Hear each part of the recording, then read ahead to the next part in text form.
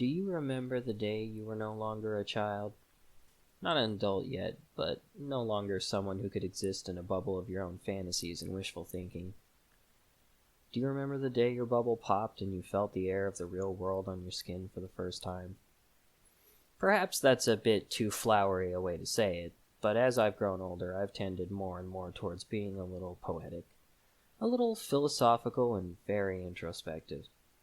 I remember the day it happened to me, and I can say with confidence that the lessons I learned that day have helped guide me to becoming who I am now. Perhaps the way I'm phrasing all of this is making you think I went through some great trauma. The sort of story you hear about on the news and can only really stomach because the glass of the screen is a barrier between you and reality. I wouldn't say the experience was devoid of trauma, but there was nothing exceptional about it. It wasn't something you would see on the news or read in a horror novel. In truth, while this day was important for some of us, it was quite mundane in the grand scheme of things. After all, to be mundane is to be ordinary, and what is more universal, natural, and normal than the death of an old man? It was a warm weekend day. Not unpleasantly hot and far from cold. It would have been an unremarkable day if not for my presence at the hospital. My grandfather had asked to see me. My parents were against it. I was young and they didn't want to scar or scare me, but how could they refuse a request from a dying man who just wanted to see his grandson one more time? If my parents had said no, I would have been on board with that decision. I didn't want to see him. It wasn't that I didn't love him. We weren't particularly close, but he had never been unkind to me. Blunt, perhaps, a bit uncompromising, but not unkind. I was fearful of what I might see in that hospital room. The reality of my own mortality wasn't something I had really thought about until then. I had never lost any other family. I had never been allowed to have a pet. My grandfather's imminent passing made my own life seem so short suddenly. I wanted to distance myself from it. Despite my disquiet, I couldn't bring myself to refuse when he asked for me any more than my parents could. In the end, I found myself alone with a dying man in the hospital room while my parents made themselves scarce. I didn't find out until later that he had specifically asked to see me alone. My grandfather had never been a large man. He had been below average height and his shoulders were narrow. But he had always looked after his health. He exercised, he ate well, and his work had been manual labor right up until he retired. In the hospital bed, he looked withered, like he was dead already. He was skeletally thin and paler than I had ever known him to be. The beeping of the machines he was hooked up to felt like they were there just to remind me I wasn't talking to a zombie or a ghost. "You look like you're going to have a heart attack," he joked. "They're not going to feed you to me and give me your years." I didn't know what to say to that. He had always had a good sense of humor in theory, but his brand of jokes never quite sat right with me. Then again, the atmosphere wasn't exactly mirthful. "Sorry," I said. He shrugged, and the simple act looked like it was as hard for him as dragging our couch down the street would have been for me. A Herculean effort for such a little gesture. All that energy just to display indifference. "Nothing to be sorry for. I know I look like I might die any minute. Don't worry, I've got enough strength left in my brittle old bones to survive until we're done talking." I don't remember what I said in response to that. In all likelihood, I didn't say anything. I wish I could have joked back at him, made him chuckle, but I was always a timid kid and I was too afraid to speak even if I'd known what to say. "Listen," he continued, unbothered. "I have some important things to tell you. Your parents aren't going to, and I'm afraid with me gone, nobody is going to. You're a good kid, and your parents are wonderful to you. But sometimes they're a bit too wonderful, and I don't think your other grandparents are much better. You're pampered. You've never been allowed to get hurt. You've never been allowed to fail. You hardly ever misbehave, at least, but when you do, you get off too easy." It wasn't comfortable hearing that, but I had heard him say similar things before. Truth be told, I felt a bit resentful as he said that. It wasn't any of his business, and I wasn't there to be bad-mouthed or listen to him talk badly about my parents or other grandparents. If he noticed, he ignored it. "I'm going to give you a couple of important lessons. Nothing crazy or complicated, but some of the hardest pills we have to learn to swallow. I want you to listen carefully. Got it?" I nodded.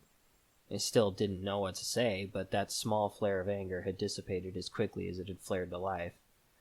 There was something about the gravity of the old man's tone that pulled my attention in. As much as I had wanted to tune him out before, now I couldn't even imagine giving him anything less than my full attention.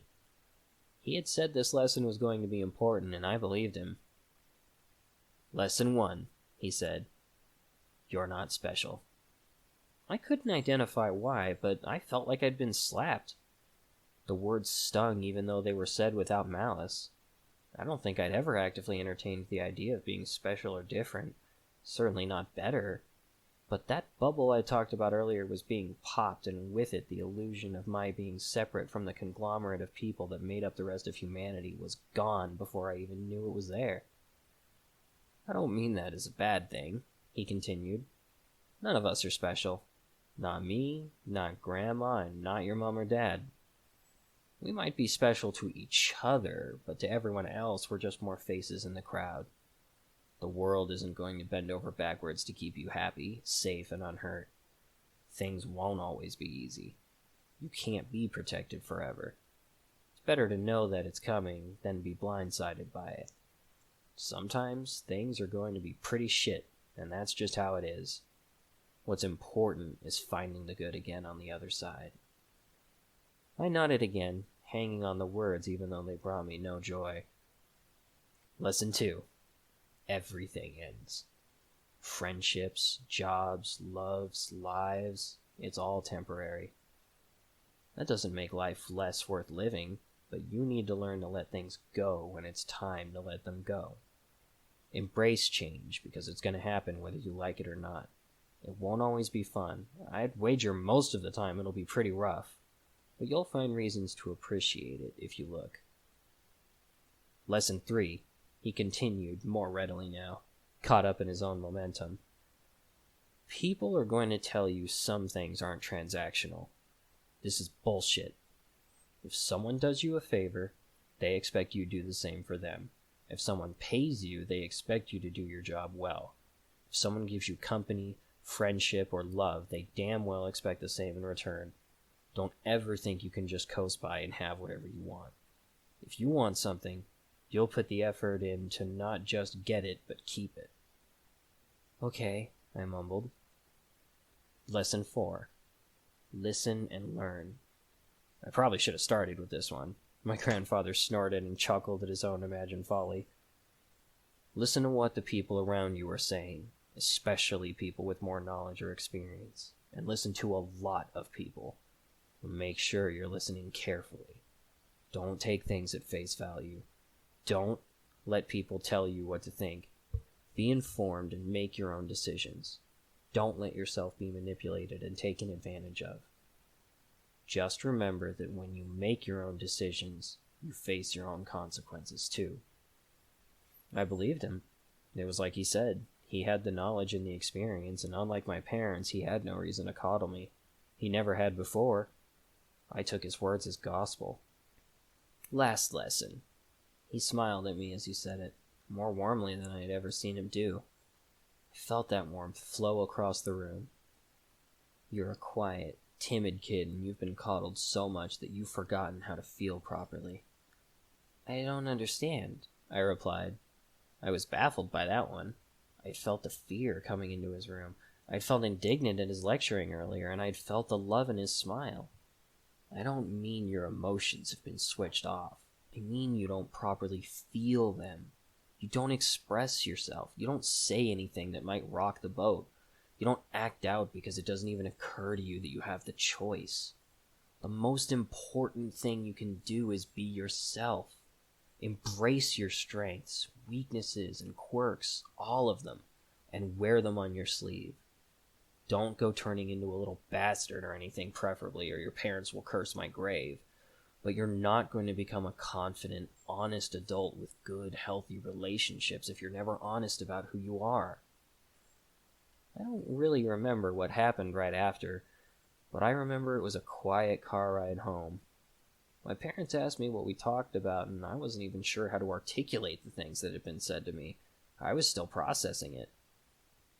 I look back on that discussion, though, and I know that was the moment I started to grow up for real. The bubble popped. The comfortable fog I had lived in had been lifted, and now I saw the world for what it really was. Any discomfort or resentment I had felt was quickly forgotten. In fact, the feeling I had was pride, because this was the first time someone had spoken to me like that, like someone who was maturing. These days, the pride I feel when I think about that conversation isn't for myself. In reality, truly learning those lessons and internalizing them took me many years more. My grandfather had just put me on the right path. The pride I feel now is for him. A man who I had never really gotten to know and who I wish I had, because more than anyone else in my life he had seen things for what they were. At least, that's the decision I've come to. Hello, and welcome to Stories Across Borders. Here we discuss stories told across a range of different mediums, books, movies, games, you name it. The only rule is that we can only discuss these things in terms of the writing. Anything like acting, animation, mechanics, etc. is off limits unless it relates directly to how the story is being told.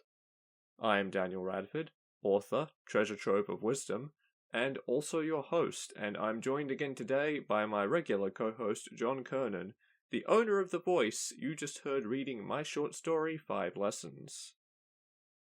Hello, everybody. This was an important growing experience for me. I'm sure it was. Like I said, I'm a treasure trove of wisdom. That's right. Maybe someday you could learn a little bit from us. Okay, I'm sorry. Yeah, don't expect to learn any relevant life lessons here. We'll tell you learn a lot about storytelling and precisely fuck all about anything else. We're really good at talking about important life lessons.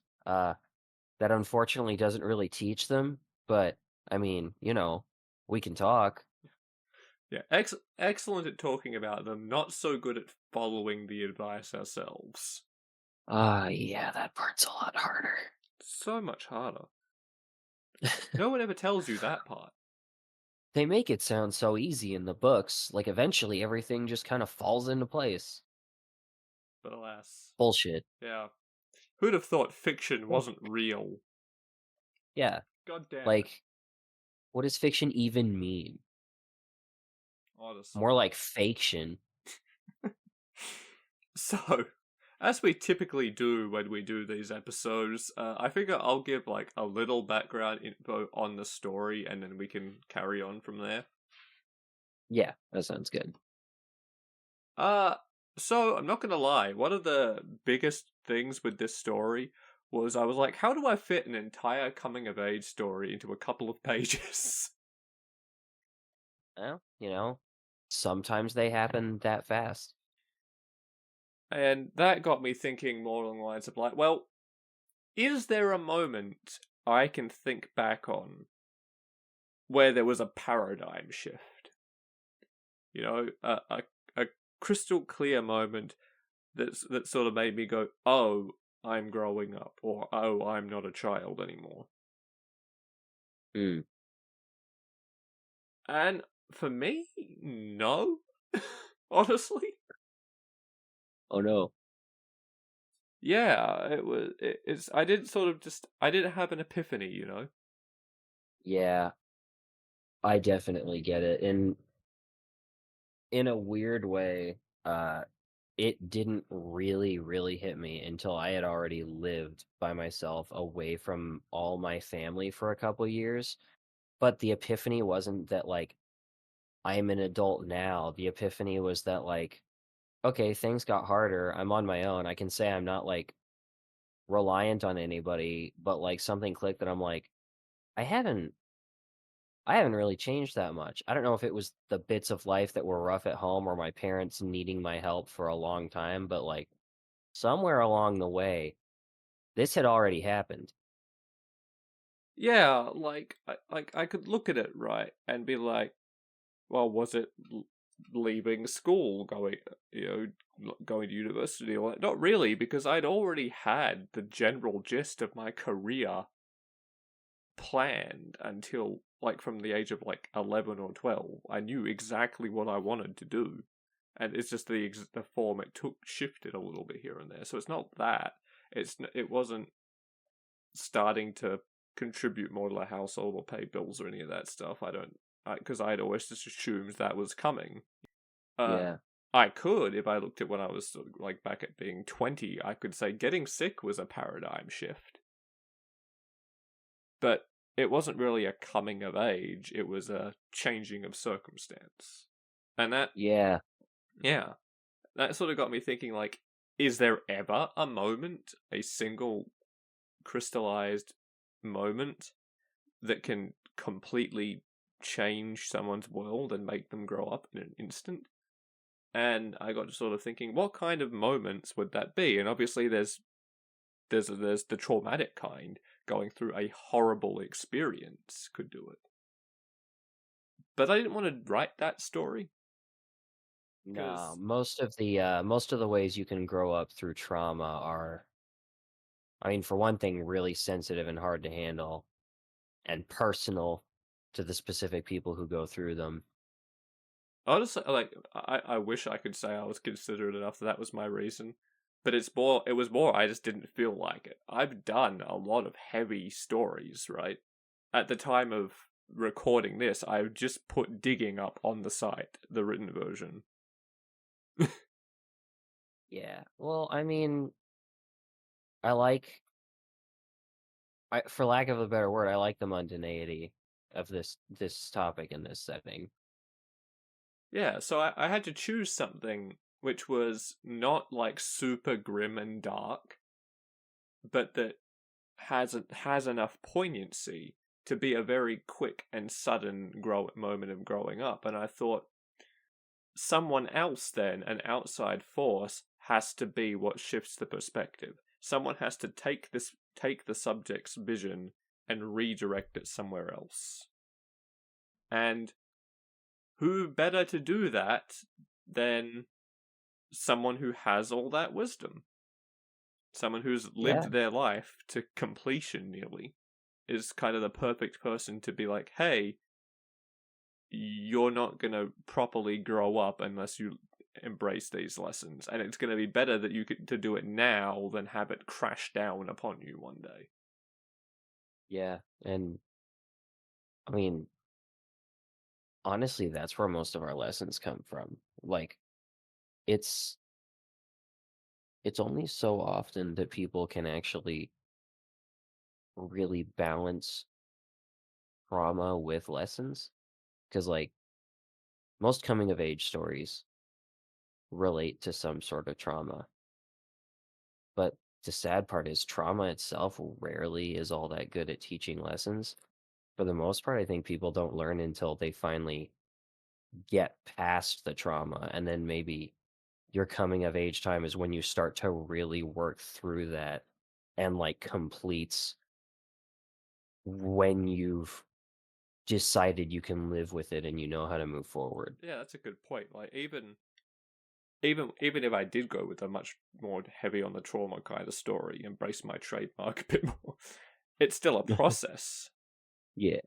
One of the other things I thought about is, okay, if there's not any of these, there's not a singular moment for most people necessarily, that's fine, but how many people have a moment, separate moments, several of them even, where the reality of something suddenly hits them, where they've become an adult unprepared and some truth of the real world suddenly comes crashing down upon them?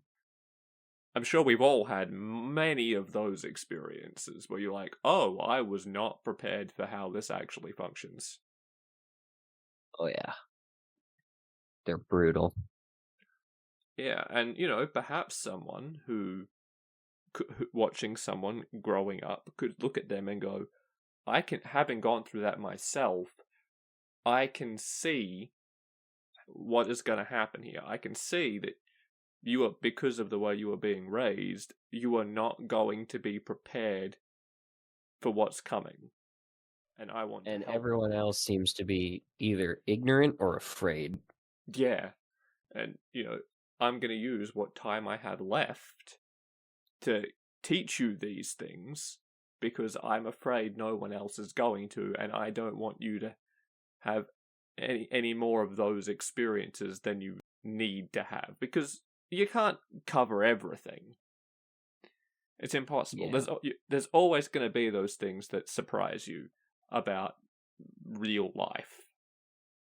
Whether it's a form or an illness or just the way adult relationships work or whatever. You can't cover all of it. But you can definitely cover some of it. And the more of it you're prepared for, the easier of a time you're going to have. Yeah. So that's where this scenario came from, basically. I mean, we've already partially described it almost. Basically, I was like, okay, so I need that. I need to keep that in mind, and I need a singular moment that can teach all this, so I can properly have the coming of age experience in a very limited word count. And that's where the idea of the old man passing on his knowledge through a single conversation went. And I chose to do that from the perspective of someone gratefully looking back on those lessons. Yeah.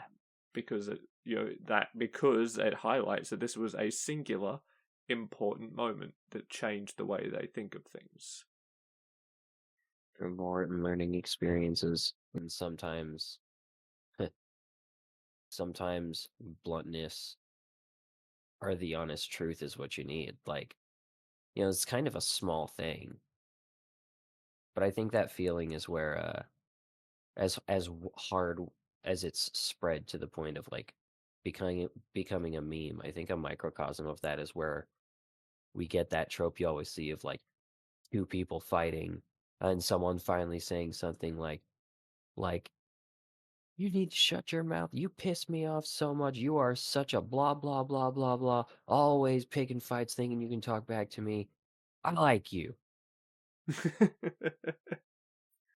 Yeah, because there is a sort of more realistic version of that in reality, where you come to appreciate someone's friendship because they're going to tell you how it is.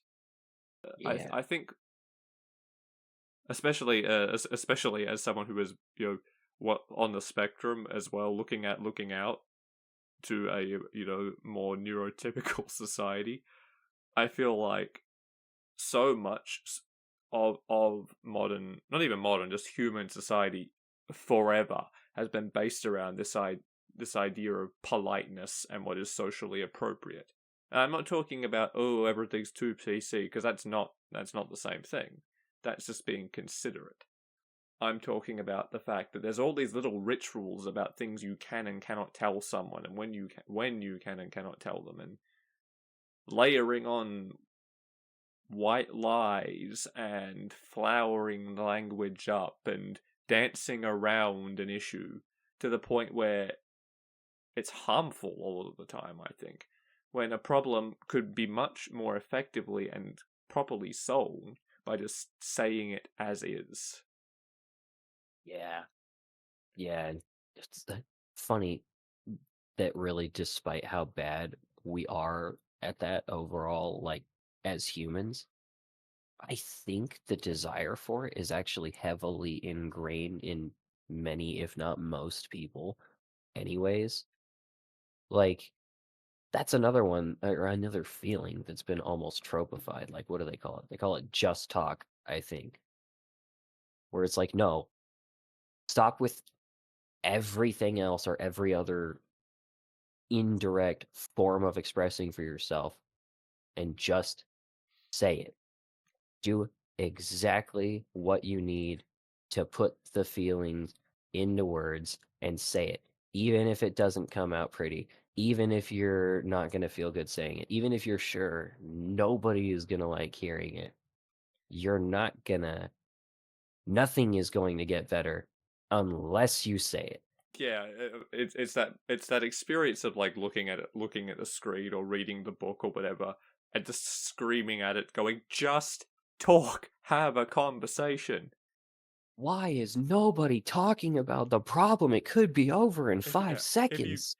okay, yeah, there wouldn't be a plot then, but if all these people just communicated, all of this would be solved. And I mean, that's something you got to learn growing up, and that's half the time. That's the point: is that if they just talked, it would all be solved. Half the time, that's the lesson of the story, and it's a very important lesson. And Man, not really the focus lesson of the story I wrote, but now that I think about it, there is a little of that sort of implicit there because our old man is cutting through the bullshit and being like, look, this is the way the world works. No one wants to tell you because they want to shelter you and let you be happy, but this is information you need to know. And I'm gonna be the one to tell you, I guess, because I can't trust that anyone else is. yeah, it's gotta come out. Sometimes it's like that. People, especially parents, a lot of the time, shelter the people around them. They try to protect them by hiding the way the world is from them or hiding information from them. And in the reality of half the time, that's just setting someone up for failure or a greater deal of suffering later on down the line. Yeah, coddling people is rarely a helpful thing. That's dangerous. Sometimes sometimes it's something that's needed in the moment, but it's only ever useful as a very momentary thing. Its usefulness does not last long and it has to stop. Yeah, sometimes you think you're protecting someone by shielding them, but the reality is you're going to cause more harm to them and potentially others, depending on how things go with them going forward in the long run. Yeah. I've been, it's definitely not a coming of age story, but I've been rewatching Game of Thrones Oh dear. recently. I don't know how familiar you are with that. I think you're reasonably familiar, right? Because I think we've talked about it before. I have read all the books and I have seen a little bit of the show. I'm familiar with most things except for that last season and some of the stuff before it where stuff goes So a I'm the other little way off the around. rails. I've read the first two books, I think. I've got most of them, but I've watched the entirety of the show. But immediately I thought of Joffrey when we were having that discussion. Because that's what happens when you just do everything to keep someone happy. You just give them what they want, tell them what they want to hear all the time, and that's what you end up with when as they grow up. It conditions you to think that that's how things are supposed to be. Is the world is supposed to bend over backwards to make you happy. Yeah, and that's what our grandfather character here was afraid of happening. Either Smart. either reality crushing this kid or them turning out horrible because they're so used to getting what they want because no one ever is willing to upset them in the short term to benefit them in the long term. Yeah. Because the reality is, the world isn't an easy place to live. Even for those of us who are lucky enough to be born in a comparatively good place. We're not in a war-torn nation. We're not in the middle of genocides or anything. We're in a reasonably privileged demographic, all things considered.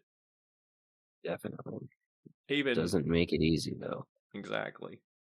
And the world doesn't care that it's hard. No. Not even a little.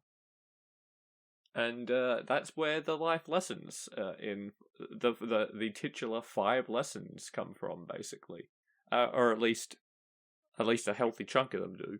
This idea that the world isn't going to make exceptions for you or take into account how you feel, because society, as we know it, doesn't work that way. At some point, you gotta be ready. You're gonna have to deal with assholes. You're gonna have to deal with systemic issues where we just live in systems that are broken and will not help you. They're not designed to help you. just other people have their own shit going on because life is hard and can't necessarily afford the time or the energy or the resources to make your life easier. Yeah. I think if there's one thing that I could say is an important aspect of growing up, it is realizing that you're nobody.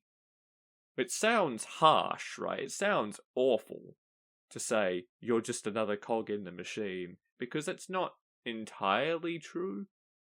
But no one is inherently, innately more special than other people in the grander scheme of things. Yeah. If you're special, so is everyone else, which means, in the way people like to joke about, nobody is special. It's the Yeah. same thing, really, whether it's everybody or nobody.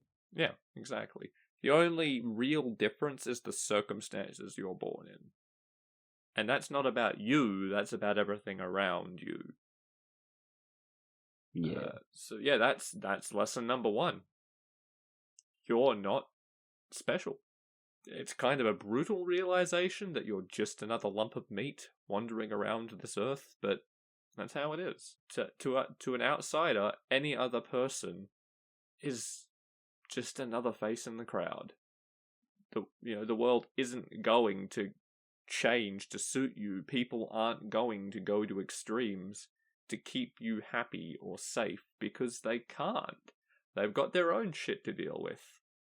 And you're a stranger to most people. They don't have a reason to be invested in you. It's not nice, it's not great. I wish the world was different, more egalitarian, fairer, more caring. But it's not like that. Not right now. Nope. And that's the lesson that this character wanted to convey. It's deeply important. Because, I mean, think Grandpa about it, makes right? some good points. If you wander down a crowded street, on your way to work, we'll say, you're busy, you've got a shit day coming ahead, you're going to have to work. Minimum of 8 hours, probably do overtime, you've barely slept, you've had a crap breakfast. Man, a baby was crying all night. You think about that, and as that's your day. That's what you've had the previous night. That's what's ahead. You're walking down that street on the way to work. Are you really gonna think, what can I do in this moment to benefit all these other people on this street? Now, some people might, but yeah. I'd like to think that if I had the capacity, I would definitely try to make the world a better place for as many people as possible. But even then, in that moment, I don't think that's what would be number one thing on my mind. And No. I don't think anyone else in this hypothetical street, each with their own situations going on, is going to be doing that either. They're all going to be in the moment dealing with whatever landslide of crap they have to deal with that day. Yeah, pretty much. Actually, it reminded me of a scene from Everything's Gonna Be Okay, writing this and going back over at the end. I remembered the scene where Nicholas is doing that hike with Matilda and Genevieve. Oh. When, when Matilda's close to graduating and is not at all prepared for adult life, and Genevieve's grades and everything have been slipping, and he sort of turns around to them and says exactly that. Like, the world doesn't care about what you're struggling with. The world doesn't care that your dad just died. What the world cares about is what you offer the world. So what do you offer? What can you give? And it was brutal, but it struck a chord with me watching that, because it's like, yeah. Yeah, kinda. And that was a lesson that they needed to learn to grow up. Yeah, I mean, at the end of the day, you don't owe anyone anything, but nobody owes you anything either, and you're gonna have to get something, or you have to, if you want anything to go your way, you have to have something to offer to the world. Yeah, society is transactional. That's the nature of it. It's not. It's not the way we necessarily would like it to be, but it is, and that's actually one of the lessons. We're skipping one for a minute, I guess, because it was actually lesson 3 our wise old man had to give. That's okay. He did it in the wrong order too. Ouch. No, I mean, because like lesson 5. Oh, yeah. That is true. He was like, actually, I probably should have started with this one. Because even then, he's still making mistakes. But that is one of the lessons, is that people, his exact words are, people are going to tell you some things aren't transactional. This is bullshit.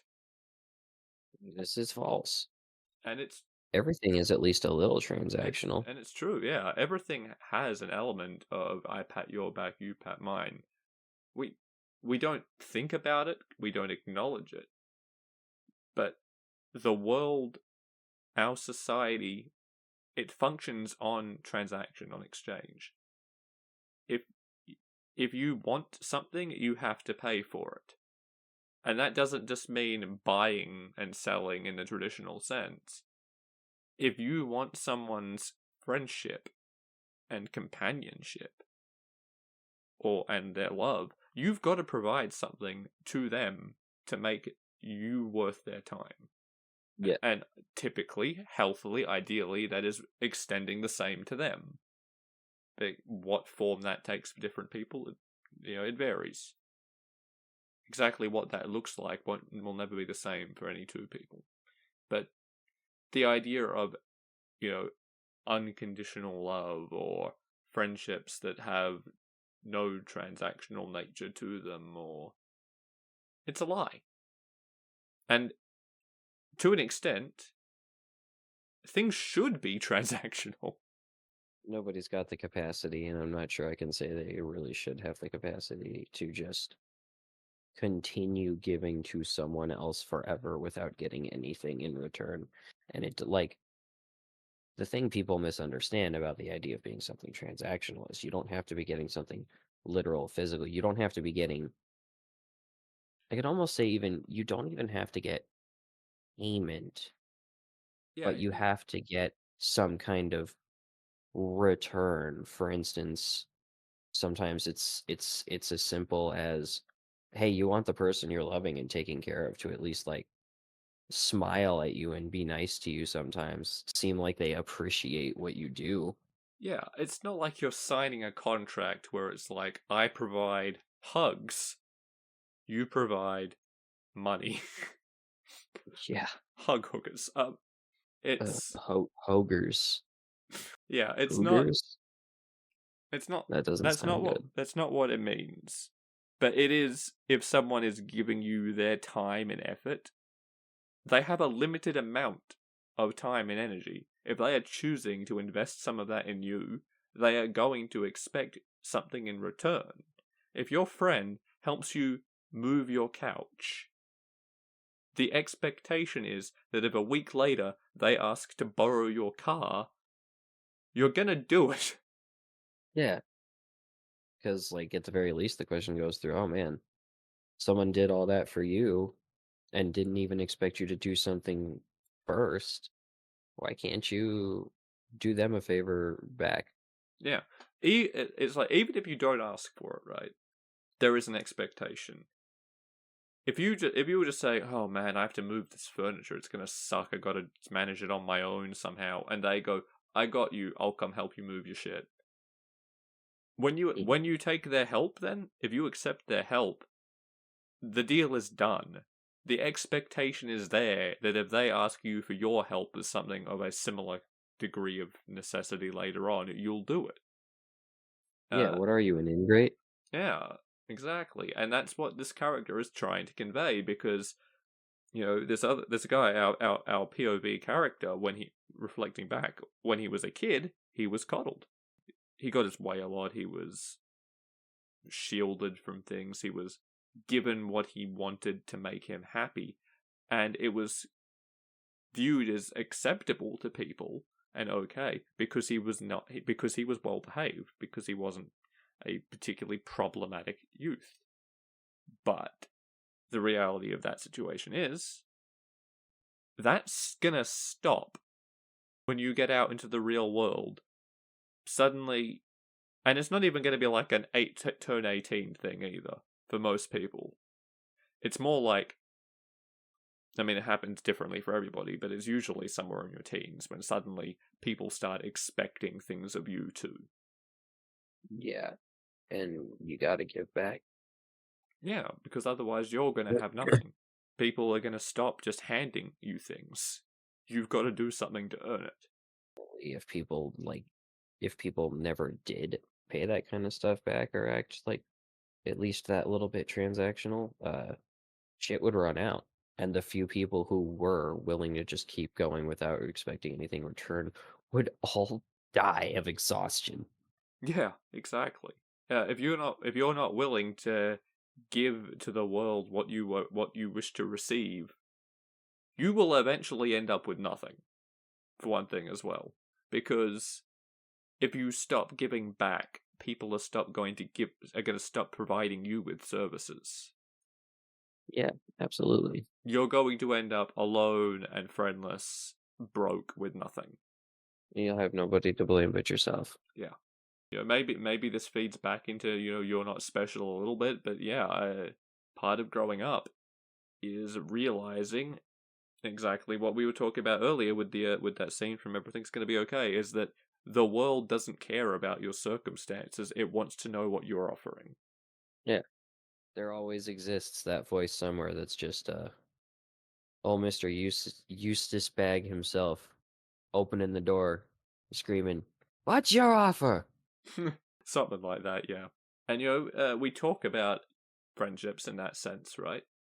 Which I think is a decent enough segue back into lesson 2, which of course was everything ends, everything is transient, nothing is permanent. And that's not fun to think about. No, it's not. But it's truth. Nothing is permanent in this world. Friendships, jobs, loves, lives. That was the list he gave anyway. You're not going to have any of those things forever. And you can't try and hold on to these things when it's time for them to go. Within reason, anyway. It's not like saying don't put any effort into maintaining your relationships. It's saying... No. It's saying be prepared for loss. Because it's going to happen no matter what you do. Doesn't mean you shouldn't hold on to anything. It doesn't mean you shouldn't try. But if you are incapable of moving on and accepting it when it does happen, it's only going to hurt you so much more when it does. Yeah, I think this one comes up a lot in coming of age stories, I think, right? The realization of mortality, or at a wider, broader sense, that nothing is permanent and everything changes, and that you have a choice, and that choice isn't to stay the same or change, it's to embrace the change and transition healthily, or be dragged along kicking and screaming. And it's not easy. It's that, like, of anything on the list, at least for me, I think this is the hardest one to really understand and incorporate into your life. Because change is scary. Yeah, it is. And you don't want to lose your status quo and the people you care about. But, your relationships are going to change. Especially in your younger years, as like going through your like young kid, teenage, early adulthood, things will stabilize a little bit after that, to an extent. Yeah. But especially when you're younger, everything is always in flux, constantly. Your social groups are going to shift dramatically and suddenly and abruptly. People are going to move away. People will have accidents and die. Because young people are stupid and get into accidents. You'll fall in and out of love over and over again. You'll get a job and then move to another job. All of it is in flux. And yeah, part of growing up is gonna... God, I'm gonna say that phrase a lot this episode, but part of growing older and growing up and maturing is learning to accept that you can't live in your little ice bubble. Nothing is going to stay pristine. Things are going to Yeah, shift, and what's important isn't trying to stop that. It's your ability to roll with the punches. because they're coming. Either way. Yeah, you can't stop it. You can only go with the flow. Otherwise, you're going to get pummeled. That wave is going to catch you and smash you against the rocks. Nobody wants that. God no. And yeah, it sucks. But it's true. Like, even your closest, dearest friends and family, even if you manage to stay together for a lifetime, eventually one of you is gonna die. True. Eventually the Earth will be swallowed by the sun. Eventually the heat death of the universe will happen, and then there'll be nothing. Don't expend your energy in trying to prevent the inevitable. Again, not saying don't form meaningful connections. Do, because that's what gives life meaning and purpose. It's don't try and spend all your energy desperately clinging to things, because things are going to change whether you like it or not. You can't stop it. You're better spent investing that energy somewhere healthy. Make sure as many of them as possible are good changes, and when the bad ones you're not prepared for come, that you're at least prepared to roll with the punches Yeah, that and keep living your life. Yeah, be equipped to deal with the change, because you can't resist it. And I mean, who is better to give that advice than someone on their deathbed? Yeah. Because at that Grandpa point, they are has words. they are the briefly living embodiments of that Mhm. lesson. Because soon they will perish, and that will be a change. Something will be gone from the world that was previously part of it. Heavy Grandpa topics today. knows things. That's a funny thing. This has been a pretty heavy episode, all things considered, because these are real life lessons being talked about in this story. They are Yeah. things that we all have to deal with, and for some of us, certain ones will be harder than others or whatever. But I feel like we tend to think of coming of age story as mostly being fairly lighthearted. That's true. But I feel like the best ones are the ones that have that like lens of realism. Like, there's a lot of crappy or even decent, like, silly coming of age high school sex comedies, like fucking, I don't know, Superbad, American Pie, all that shit. And I'm not saying anything about the quality of those stories. I know I said bad earlier. I was thinking of other stuff, but no, not to say anything negative about those stories necessarily. But I think the best coming of age stories are the ones that have that splash of realism in them, right? That wade through the laughs and say, yeah, but I hope you're listening, young person. Because everything that these characters are experiencing is relevant to you. Yeah. That's why I think, I believe we talked about it earlier in the first episode, the cycle that came up. That's why I think Bridge to Terabithia is so good. Bridge to Terabithia hurts. Because, yeah. It doesn't sugarcoat it, and it doesn't give you time to process either. Yeah, exactly. The whole book is providing these lessons, but the last one is the hardest one in that book, is the hardest one to grapple with, and that's that people are going to die. You're going to have to deal with mortality, both theirs and others. What's important is legacy. It's holding on to the memories and taking the lessons you learn from them to heart, and then passing them on. Yeah. Even the Bridge to Terabithia is about the kids. That awful, painful lesson kind of makes me think of it's like the narrative equivalent of losing somebody important and having a little kid or younger sibling or something come to you and be like, "Hey, why don't they come around anymore?" And you have to be like, I didn't need this right now. Yeah, like, oh god, I'm just dealing with this. I'm not prepared to help you deal with this. I don't even know when I'm gonna be dealing with this right. Yeah, it's a little bit like I've just forgotten her name. She's my favourite character in the book. Ilsa in The Book Thief. Yeah, She's an that would example be it. of someone who's struggling, and justifiably so, with that very lesson.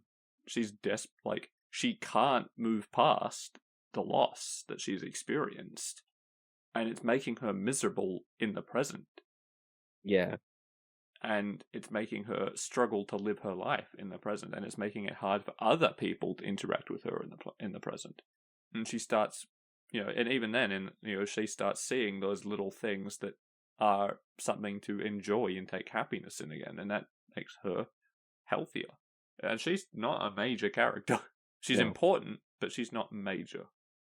Like I said, I feel like that lesson specifically is one of change is coming, deal with it. Basically, is very present in coming of age stories in general, and other stories as well.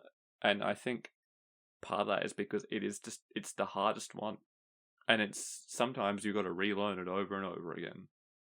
Yeah, it never gets easy. And we talked a little bit about the lessons you leave behind and stuff like that, and we're really nailing the segues this particular one, because lesson 4, listen and learn. And Yeah, this is the one that our wonderful grandfather probably should have started with. he's doing his best. He's dying. Cut him some slack. Exactly. Because to grow up, to mature, you've got to take in new information. You have to learn. And the best way to do that is just to pay attention to the people around you and the information available to you. Listen to what people around you are saying to you. Embrace learning. Make a point of learning as much new, useful things as you can. And take that information from a lot of different sources. Because there's no point to having the information at face value. The important part isn't the collecting and the collating of this collage of information and lessons learned and all these things. The important thing is being able to be informed, to see what is relevant to you, see what is truthful, to weigh up the information from different sources and use that to make your own decisions. Because that means you can't be manipulated as easy. It means you can't be misled as easy. And it means that you will truly understand the points and the lessons, because you're not just going to be parodying them. It's like when you're in a classroom, right? If you just copy down notes, parrot back information for standardized testing, you're not really learning the information. You're learning how to answer the test. But if you rewrite information in your own words, like essay style, and form hypotheses and draw conclusions based on testing and things like that, you're going to learn and develop a new perspective and new information a lot better. And that's a lot more useful to you. Developing problem-solving skills is a lot more useful to you. And you're going to do that by paying attention and doing trial and error and things like that, Yeah. Yeah, I think that's actually a lesson that is very overlooked in a lot of stories, because the idea that, because a lot of time there's just this is the objective lesson, you've learnt that lesson now, good job, story's over. When in reality, a lot of the time you've got to cut through a lot of stuff. You got to wade through a lot of misinformation or many different opinions to get to an objective truth, or at least find your own subjective truth.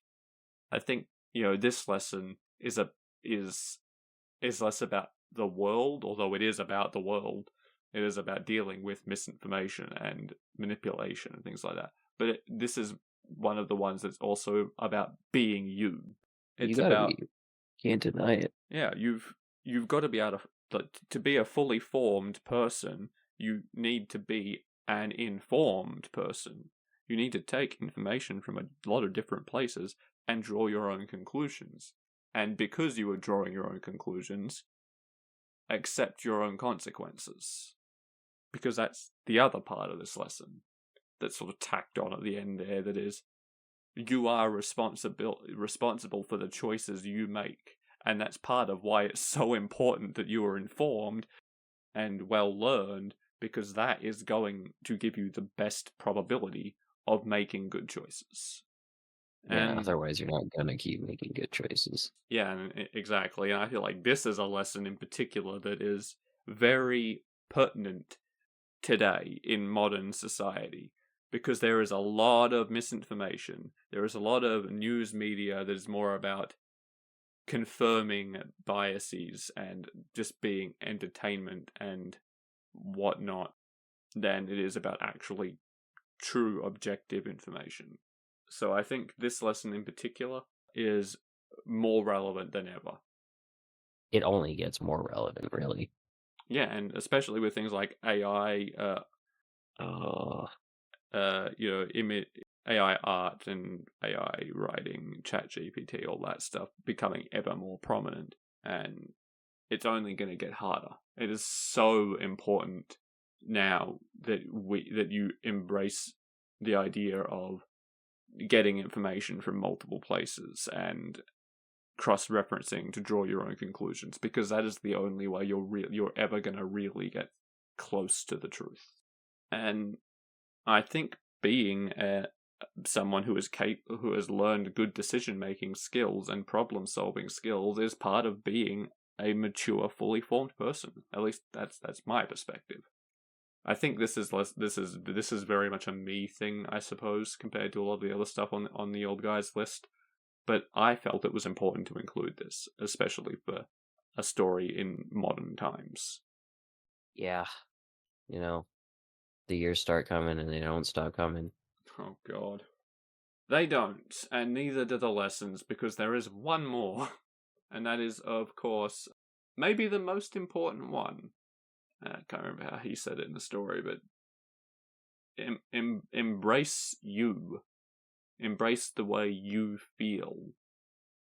Yeah. Learn to express your individuality and Don't your let yourself or feelings. anybody else convince you that, like, your feelings aren't valid just because you don't like them or other people don't like them. Yeah, exactly.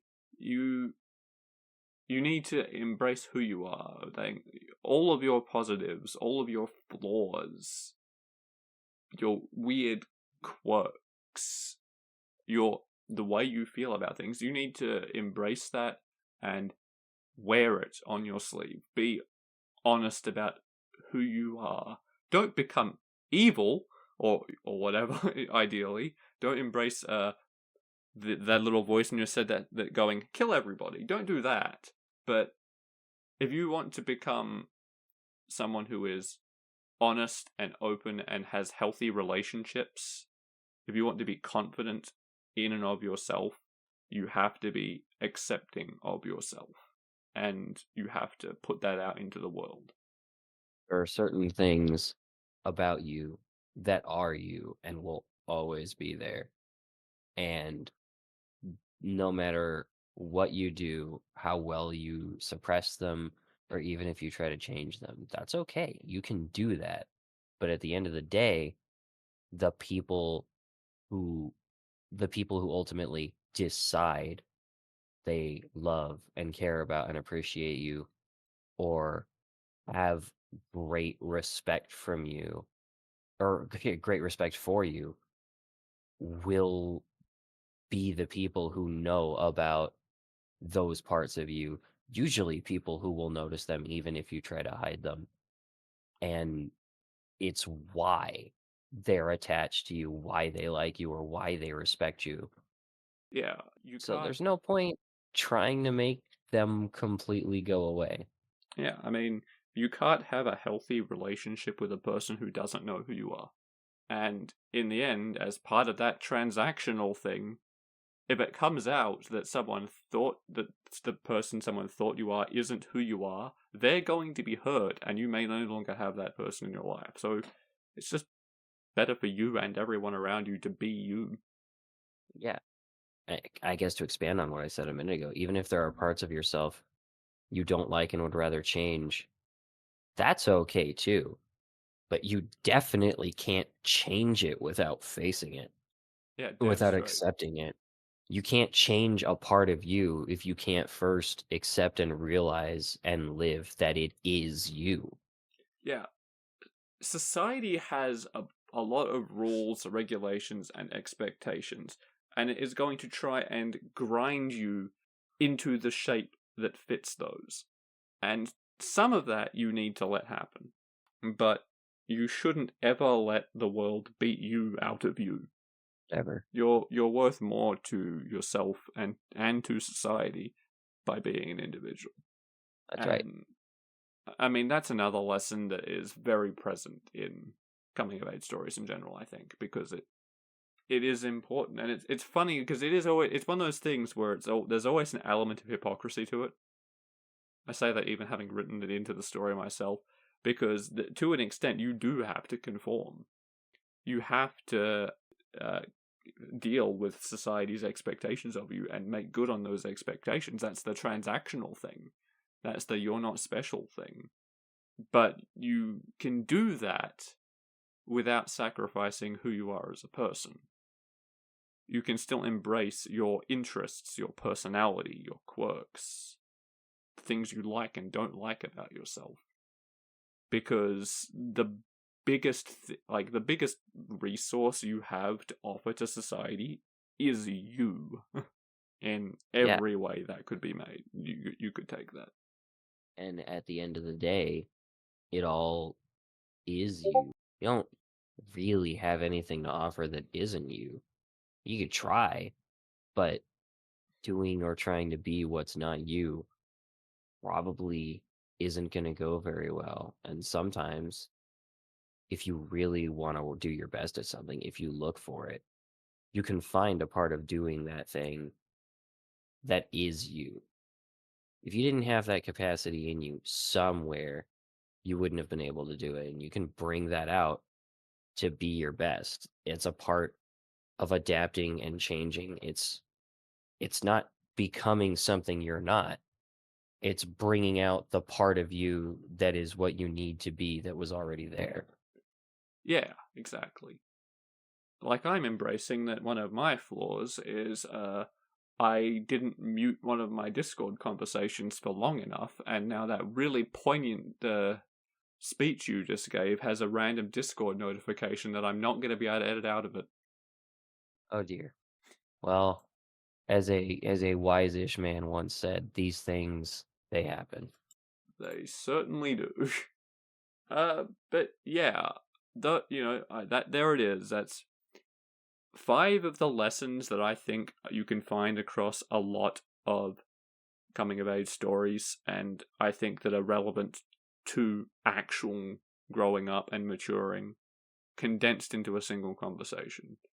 The idea of a single scene that functions as your whole coming of age story in a lot of ways. The moment that this character's world was shattered, where the sheltered, coddled life they had existed in had been revealed to them, and they finally saw things for how it is, because that's what a coming of age story ultimately is.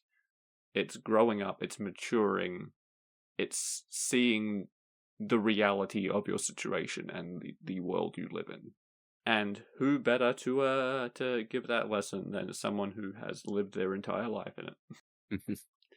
Yeah, as far as this story goes, like, I think I could have done it better, honestly.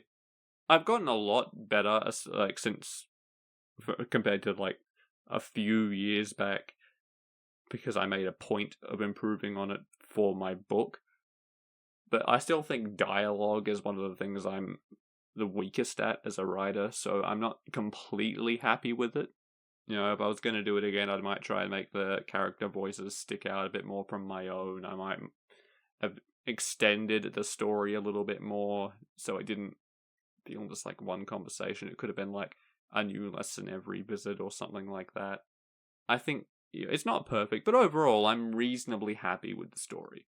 I think it fits, it makes sense. You can get a sense that looking back, this character has taken those lessons to heart. Yeah. I mean, he sounds he doesn't talk too much about himself, but it sounds like he for the most part has become exactly what his grandpa hoped. And the realization of that crystallized the experience as life-changing for him. I think you could almost say like it really fits that he's looking back on this as part of the coming of age thing, because the final step to it was realizing it, not just realizing that it happened, but being able to be like, you know what? I did it. I I followed those lessons. I lived up to them now, and even though we weren't super close, I wouldn't be who I am today and all the improvements and all the ways that I'm proud of that without that talk with grandpa. Exactly. Yeah, that is a big thing that I really wanted to come through. So I'm glad that I did succeed in getting that across. This idea that you do get the sense that he has become a well-adjusted, albeit a little bit flowery and poetic, but that's Good. just who he is, and he's confident enough to display that. So I like to think that it does come across that he has matured, and part of that is that he looks back at this and it's a discussion that makes him feel very proud of his grandfather because he was wise enough to see that he needed these lessons. Yeah. And, I just think that in general, these are things that we all need to hear from time to time. A reminder that this is the way the world is. Yeah, I'm pretty sure I said back in the first episode, I do have a bit of a soft spot for these kinds of stories, the coming of age stories, which is odd in a lot of ways because I'm nearly 30, that I'm not the target audience. Oh, it's happening so soon. Yeah, I got a month. yeah, next year for me. But there's just something about them that always hits home for me. Whether it's because they remind me of things or they remind me of lessons that I'm still working on now, or if it's just because they always have this, at least the ones that are more serious, they have that poignancy in them, and you can look back at them and go, yeah, this is right. Or you can, if you're in the target demographic more, you can look at them and go, oh, this is right. Oh, dear. The cool thing about a coming of age story, I think, is that reading one or watching one could be your bubble pop moment. If they're done well, they will always be a meaningful experience. At least the ones that are a more serious spin on them. Yeah. Yeah, it's, coming of age stories are always going to be powerful for the same reason, or well, for at least a reason we always bring up at some point when talking about the most powerful kinds of stories. And it speaks. I'm not going to say, oh, it speaks to the human experience, But it does. because although that may be literally true, we've all heard that way too many times. Way too many But times on this show, probably. but it's reality. Even the craziest, most fantastical, or even silly things get their hooks in you and really get you attached through how they relate to reality, both how it is and how you wish it was. God, could the guy speeding up and down the street across from mine have waited like 10 more minutes? Speaking of people who need to learn some life lessons and grow up, consideration. It's 1:30 in the morning, guys. That's just rude. Honestly. On that note, we'll wrap things up there, I guess. Seems like a good a time as any, huh? Speed to a halt like that car should have. If you are listening to this podcast episode elsewhere, like Spotify or YouTube now, that's where I'm moving everything, a bunch of episodes to now that Google Podcast is gone. Obviously, you can also find these obviously, I say, it's not obvious if you weren't there, I'm prattling now. You can also find these episodes on my website, radfordwrites.com, where I will also share a transcript of 5 lessons, as well as you can find other stories I've written there. You can find links to my books there, and you can also find articles and blog posts and the like there as well. And I'm also present on Twitter, where I am Daniel Wright 7, and I guess kind of Blue Sky, where I'm just Radford Writes. I really should be more active there, but I hate the UI so much. And of course, the YouTube channel is also Radford Writes.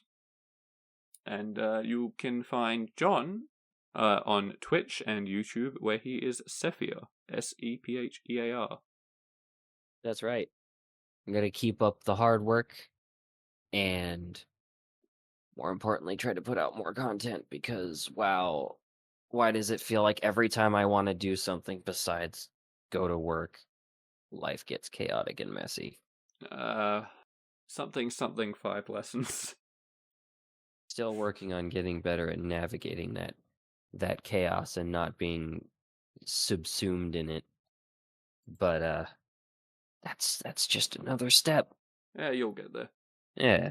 And you guys can listen to him get there, because he will absolutely put more content out. Yep. And biggest bits of it are all going to be on display because that's where I want to grow. That's how I want to grow, and it's why I want to grow. So Good I'm time. hoping you'll be there with me. Good time. We did it. Goodbye. Bye.